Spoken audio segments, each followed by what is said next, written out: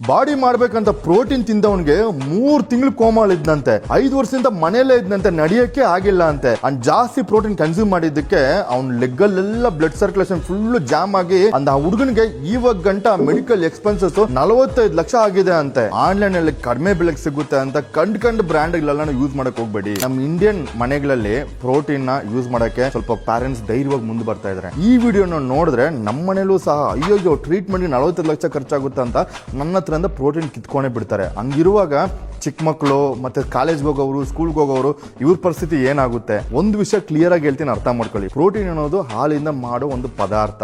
ಅದರಿಂದ kidney damage ಆಗಲ್ಲ, ಅದರಿಂದ ನಿಮ್ಗೆ ಬ್ಲಡ್ ಕ್ಲಾಟ್ ಆಗಲ್ಲ, ಲಿವರ್ ಹೋಗಲ್ಲ.